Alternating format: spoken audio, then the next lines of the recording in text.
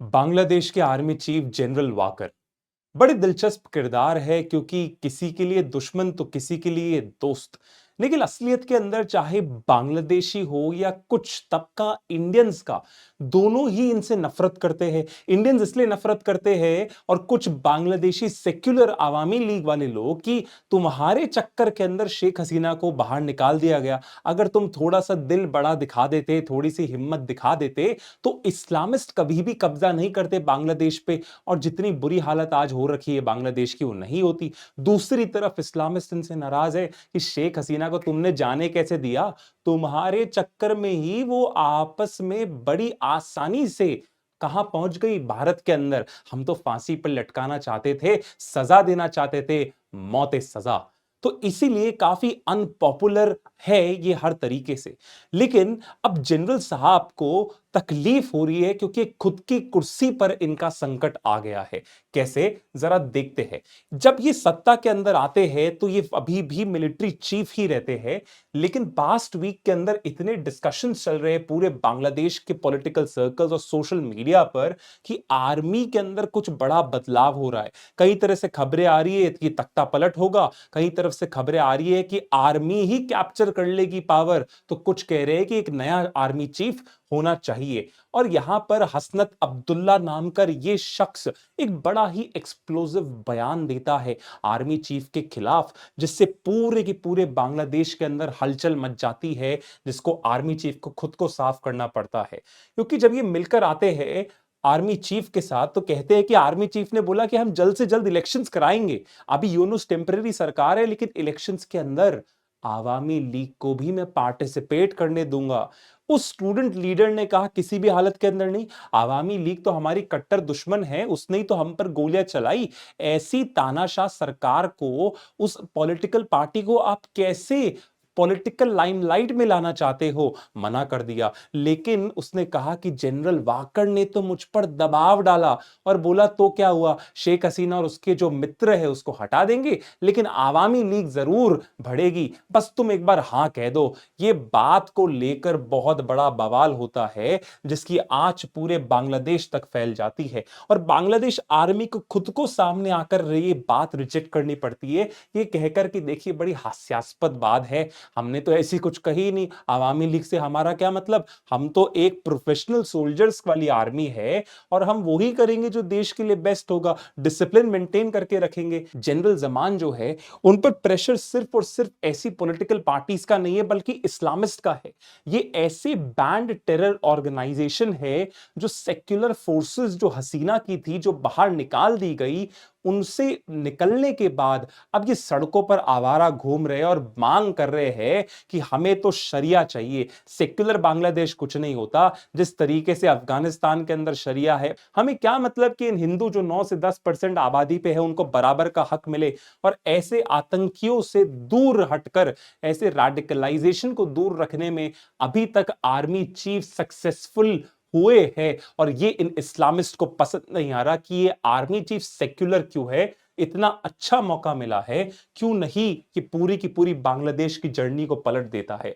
और यहां पर हम बात करते हैं यूएसए की। यूएसए ही वो देश था जिसने यहां पर पूरा तख्ता पलट कराया है, लेकिन हमारे डाइवर्जेंट इंटरेस्ट थे, तो कितना ज्यादा भारत को नुकसान हुआ है इसका यूएस अंदाजा भी नहीं कर सकता। कुछ ही दिन पहले की तस्वीर है, यहां पर यूएस के आर्मी जनरल आते हैं और वो जनरल वाकर से मिलते हैं, ये बताने के लिए कि यूएस आपके साथ है, रिलेशनशिप अभी भी स्ट्रॉन्ग स्टेबल फुटिंग पे है। लेकिन सिर्फ यूएसए इनका ध्यान केंद्रित नहीं कर रहा, इनको खींचने में बहुत ज्यादा बिजी है Xi Jinping China. Because Yunus सरकार की जो सबसे पहली विदेश यात्रा होनी चाहिए थी, वो हर बार की तरह होनी चाहिए थी उनका सबसे बड़ा रणनीतिक साझेदार, सबसे बड़ा जिसके साथ व्यापारिक रिश्ते सबसे मजबूत है, वो होना चाहिए था भारत। भारत तो आए नहीं, क्योंकि चिढ़े बैठे हैं और कहा चले गए सीधे सीधे चले गए शी जिनपिंग के रेड डेन के अंदर। बीजिंग के अंदर वेलकम होता है और बीजिंग सिर्फ और सिर्फ यूनुस से नहीं बात कर रहा, वो दूसरी पॉलिटिकल पार्टी जैसे बीएनपी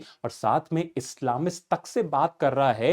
हर तरीके से वो अपनी पैठ जमाने में लगाए कि जितने फैक्शंस है मैं सबसे बात कर लूं और सबसे एक यूनाइटेड फॉर्म बनाऊं, ताकि कोई भी सत्ता के अंदर आए मेरा खेल उनके साथ लगातार चलता जाए। क्योंकि शेख हसीना ने एक चीज साफ कर दी थी शी जिनपिंग को कि चाहे कुछ भी हो, चीन को बोला था कि मैं ऐसा कोई भी काम नहीं करूंगी जो भारत विरोधी हो। तो कल को तुम कहोगे कि तीस्ता पर हम इतना पैसा देंगे तो भी नहीं, हम बनाएंगे। कल को तुम कहो कि हमसे इस तरीके के हथियार खरीदो, सबमरीन्स लो, तो भी हम नहीं खरीदेंगे। तुम्हें बेस चाहिए, हम नहीं देंगे। लेकिन चीन को पता लग गया कि सरकार चेंज हो गई, एक बहुत बड़ा इस कंट्री के अंदर रेवोल्यूशन आया है तख्ता पलट होने के बाद, और सही समय है कि किस तरीके से हम अपने पंजे बांग्लादेश के अंदर और ज्यादा गड़ा देते हैं कमजोर स्थिति के अंदर जो है। और यहां पर भारत की चिंता ज्यादा बढ़ती जा रही है, बिकॉज अब देखना होगा इंडिया को कि यूएस के अंदर बाइडेन एडमिनिस्ट्रेशन तो हट गया है, जिसकी वजह से पूरा तख्ता पलट हुआ। हमारे एक दोस्त ट्रंप आए हैं, लेकिन ट्रंप क्या हमें वो लीवे देंगे कि आपको जैसा करना है बांग्लादेश को लेकर आप करिए, हम इंटरफेयर नहीं करेंगे। इसी चीज के लिए डिप्लोमेटिकली इंडिया कोशिश कर रहा है कि हमारे संबंध अच्छे रहे। और देखिए, आर्मी चीफ को लगातार बोला गया है, ये मैं इशारा ही करूंगा, उनको बोला गया कि तुम तो इंडिया के पिट्ठू हो, तुम तो स्टूज हो, क्योंकि तुमने तो एंटी इंडिया एक्टिविटीज में पार्टिसिपेट करने से मना कर दिया, शेख हसीना को वापस जाने दिया, बल्कि शेख हसीना का तो हम वो हाल करने वाले थे जो पूरी दुनिया देखती। आर्मी चीफ को क्या चाहिए? इलेक्शंस होने चाहिए, लेकिन इलेक्शंस के लिए एक लेवल प्लेइंग फील्ड होनी चाहिए पूरी की पूरी पॉलिटिक्स के अंदर। इसलिए कह रहे हैं कि आवामी लीग आनी चाहिए, जल्द से जल्द इलेक्शंस होने चाहिए। उनको पता है कि अभी जो कंट्री के अंदर जो ट्रांजिशनल गवर्नमेंट है यूनुस की, वो कितनी ज्यादा वीक है। वीक होने का मतलब उसके पास डेमोक्रेटिक मैंडेट भी नहीं है। तो जल्द से जल्द इलेक्शन कराना जनरल वाकर की प्राथमिकता है। और इसी को ध्यान में रखते हुए आर्मी ने बोला है कि हम पूरी तरीके से आवामी लीग को बैन नहीं करना चाहते इलेक्शंस के अंदर। और इसका सपोर्ट उनके सबसे बड़े जो विरोधी पार्टी है बीएनपी, सबसे बड़ी ऑपोजिशन पार्टी है जो शेख हसीना से पहले सत्ता में रहती थी, उन्होंने भी यहां कहा है। उन्होंने कहा है कि बिल्कुल आवामी लीग को भी पार्टिसिपेट करना चाहिए, बिकॉज इसी से लगेगा कि फ्री एंड फेयर इलेक्शंस किस तरीके से होंगे। वरना कल को अगर हम जीत जाते हैं तो पूरे इंटरनेशनल कम्युनिटी कहेगी कि तुम्हारे तो ऑपोजिशन ही नहीं थी, आवामी लीग ने पार्टिसिपेट ही नहीं करा, तो तुम कैसे लेजिटिमेट गवर्नमेंट हो। और यही चीज सबसे बड़ा एक सोर पॉइंट है जो दोनों की रिलेशनशिप यूनुस और जनरल वाकर में अटका हुआ है। जनरल चाहते हैं कि जल्द से जल्द चुनाव कराओ, यूनुस कहता है कि मुझे चुनाव से पहले कई सारे रिफॉर्म्स करने इस देश के अंदर। रिफॉर्म्स कौन से हैं पूछा जाता है, मैं नहीं बताऊंगा। कब दोगे टाइमलाइन, वो भी नहीं पता। तो यही दिक्कत है कि जनरल चाहते हैं कि तुम्हारे पास कोई डेमोक्रेटिक राइट नहीं है कि तुम इस सत्ता के अंदर बैठे हो। तुम तो एक ट्रांजिशनल गवर्नमेंट थे कि फटाफट से आए, नए इलेक्शंस कराए, और फिर जो भी आएगा वो संविधान का पालन करेगा। कहानी में बड़ा दिलचस्प मोड़ आता है जब प्रेसिडेंट ऑफ बांग्लादेश का इंपॉर्टेंस बढ़ जाता है, बिकॉज जनरल वाकर ने कहा कि कल को यूनुस अगर इलेक्शन नहीं कराता हो तो मैं प्रेसिडेंट का यूज करके आर्टिकल 141 लगाऊंगा, मतलब इमरजेंसी। इमरजेंसी लगते ही यूनुस की सरकार खत्म और उसकी जगह एक नई टेम्पररी सरकार आएगी जो फटाफट से इलेक्शंस करवा देगी। तो इसलिए जनरल वाकर को करंट प्रेसिडेंट का साथ मिला हुआ है, जो बहुत जरूरी है, क्योंकि इस देश के अंदर अब लुटेरे और आतंकवादी खुलेआम घूम रहे हैं। लॉ एंड ऑर्डर पूरी तरीके से निकल गया है हाथ से। एक्सपोर्ट्स आपके प्लंज हो रहे हैं। जिस कंट्री को इतना सेलिब्रेट करा था कि डेमोक्रेसी के नाम पे कि क्या क्रांति ला दी है, इतनी खराब महिला को उखाड़ कर फेंक दिया, इकोनॉमिस्ट, न्यूयॉर्क टाइम्स जैसे ने क्या क्या महिमा मंडन नहीं करा था, आज वो ही सारे मीडिया आउटलेट्स चुपचाप बैठे हुए, क्योंकि इतनी ज्यादा घटिया और इतनी बुरी हालत के अंदर बांग्लादेश डूबता हुआ चले गया आंखों द्वारा। और लोग सोच रहे कि बहुत बड़ी गलती करी, हम तो सिर्फ भावनाओं में बह गए, क्योंकि कुछ अलग एजेंडा थे जिन लोगों ने चलाया था, उन्हें डेमोक्रेसी नहीं चाहिए थी। लेकिन ये इतना आसान भी नहीं होगा बिकॉज यहां पता है कि लास्ट तरीके का ऑप्शन रखेंगे जनरल वाकर। अगर जनरल को लगा कि यूनुस मुझे हटाने की कोशिश कर रहा है, तभी जाकर मैं इस तरीके का न्यूक्लियर ऑप्शन यूज करूंगा। लेकिन एक खतरा हो तो कहां समझे, क्योंकि जब वापस आते अफ्रीका से आर्मी चीफ क्लियरली एक कहते हैं कि देखो, मुझे एक ऐसा काम करने पर मजबूर मत करो जो मैं नहीं करना चाहता। कह रहे हैं कि इमरजेंसी लगा दूंगा, मार्शल लॉ लगा दूंगा, आर्मी का रूल लेकर आ जाऊंगा। अगर तुम लॉ एंड ऑर्डर को फॉलो नहीं करोगे, अगर तुम बहुत ज्यादा आर्मी के खिलाफ ही अब तुम जाने लगे हो, तो ये बिल्कुल भी सही बात नहीं है। इससे पूरा नेगेटिव मैसेजिंग जाती है। और ये चीज प्रेसिडेंट ने भी कंफर्म करी। इंडिपेंडेंस डे को एक क्लियर कट मैसेज दिया प्रेसिडेंट शाहबुद्दीन ने कि जो बांग्लादेश है और जो बंग बंधु है आवामी लीग के फाउंडर शेख हसीना के पिताजी, आप उनकी डेस्टिनी अलग नहीं कर सकते। ये बात बिल्कुल भी यूनुस और उसके जो स्टूडेंट लीडर्स हैं उनकी कठपुतलियों को बिल्कुल पसंद नहीं आई। लेकिन संदेश साफ था कि कुल मिला के हर तरीके से तुम लेगेसी नहीं मिटा सकते। ये जो देश का जन्म हुआ है, ये पाकिस्तान के खिलाफ जाकर हुआ है। उसकी दमनकारी नीतियों का सर्वनाश करके भारत ने जो हमें साथ दिया है, इसी के चक्कर में हमें आजादी मिली है। और इतना ही नहीं, सिर्फ एक चैलेंज नहीं है, बहुत बड़ा चैलेंज तो इनको अपनी फौज के अंदर से ही था।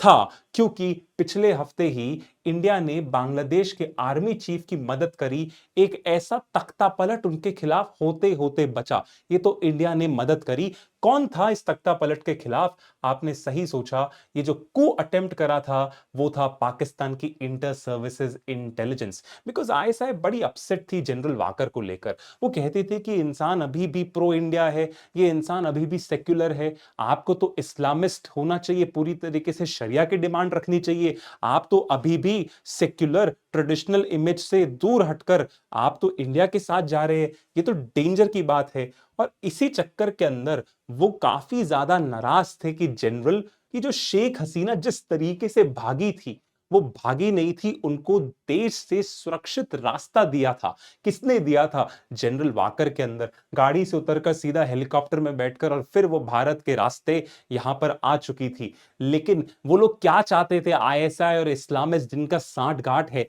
इस तरीके से शेख हसीना को वो पब्लिक चौराहे पर लटकाकर मार देना चाहते थे। एक संदेश देना चाहते थे पूरी दुनिया को, ये वेस्टर्न मॉडल किसी हालत के अंदर हम एक्सेप्ट नहीं करेंगे, तुम्हारा भी यही हाल होगा। तो बांग्लादेश के जो आर्मी चीफ है उन्होंने मना भी कर दिया था कि देखिए, मैं किसी भी तरीके से एंटी इंडिया मूव्स में पार्टिसिपेट नहीं करूंगा। यूनुस और उसकी सरकार के मंत्री कुछ भी बोले जा रहे हैं इंडिया को लेकर, कोई भी समस्या है, इंडिया दिक्कत है, लेकिन आर्मी चीफ ने तो बयान देकर साफ कर दिया कि इंडिया और बांग्लादेश की रिलेशनशिप बहुत ज्यादा इंपॉर्टेंट है, हम दोनों ही एक दूसरे पर निर्भर है और मैं चाहता हूं कि रिलेशनशिप और ज्यादा डीपन हो और ज्यादा हम एक दूसरे के काम आ सके। ये पॉजिटिव मैसेज था पूरी तरीके से। और ही के अंदर आर्मी चीफ इतने ज्यादा गुस्सा हो गए यूनुस से, क्योंकि बार बार उनको वार्निंग दी कि जो इतनी ज्यादा कंट्री के अंदर लॉलेसनेस बढ़ रही है, तो क्या अब आर्मी को ही उतरना पड़ेगा? आपकी पुलिस क्या कर रही है? जब इतने बड़े बड़े आतंकी संगठन सड़कों पे मार्च कर रहे हैं, जब दंगे हो रहे हैं, जब मीडिया के प्रेस और आउटलेट्स पे पूरी तरीके से आग लगा दी जा रही है, तो आप चुपचाप क्यों बैठे हो? और तो और इस बात से भी बहुत सारे लोगों को तकलीफ है कि देखिए, जनरल वकार किसके रिलेटिव है? ये जो जनरल वाकर है, ये शेख हसीना के रिलेटिव है। अपॉइंट भी शेख हसीना ने करा, इनको बचाया भी एक तरीके से जनरल वाकर नहीं, छोड़ के आ गए इंडिया। तो कई लोग नफरत करते हैं कि ये तो भारत का ही पिट्ठू है, इसको हटाइए, और जैसे इसको हटाओगे असलियत के अंदर पूरा रेवोल्यूशन कंप्लीट हो जाएगा। और इसके लिए आईएसआई ने चूज करा था लेफ्टिनेंट जनरल मोहम्मद रहमान को कि आप जाइए और आप कू करिए, तख्ता पलट करिए और आप खुद आर्मी चीफ बन जाइए।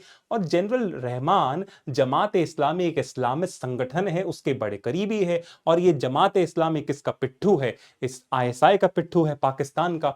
तो इस साफ एडवोकेट कर रहे थे कि आप इंटेलिजेंस शेयरिंग करिए, आप पाकिस्तान के साथ बहुत डीपन रिलेशनशिप करिए। जनरल वाकर ने बोला इतना सब कुछ करने की कोई जरूरत नहीं है, हम कैसे भूल सकते हैं उन्होंने जो हमारे साथ करा था।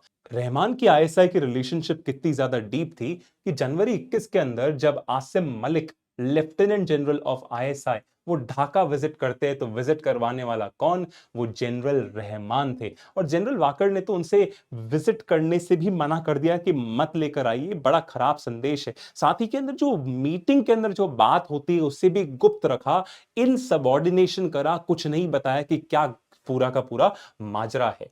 तो आर्मी चीफ के खिलाफ जो कू की प्लानिंग बन रही थी उसको फटाफट से इंटेलिजेंस एजेंसीज ने भांप लिया और फटाफट सूचित करा, और जनरल वाकर उस कू को प्रिवेंट करने में सक्सेसफुल हो गए। लेकिन इसके बावजूद हमारे सामने बहुत सारे थ्रेट्स है। इंडिया को देखना पड़ेगा कि इतने सारे प्लेयर्स के बीच के अंदर वो किस तरीके से बैलेंस बना पाएगा। एक तरफ यूनुस और उसकी सरकार है, एक तरफ आर्मी चीफ है, तो एक तरफ बीएनपी है, और एक तरफ आवामी लीग और उसके सेक्युलर सपोर्टर्स है। इन सभी के अंदर आपको बैलेंस बनाना बहुत जरूरी है, बिकॉज ये देश हमारे लिए स्ट्रेटेजिकली बहुत बहुत ज्यादा इंपॉर्टेंट है। और पाकिस्तान अपनी सारी की सारी जो कमी है वो इसी के अंदर पूरी करना चाह रहा है, क्योंकि स्ट्रैटेजी एक ही आईएसआई की, to bleed India by 1000 cuts.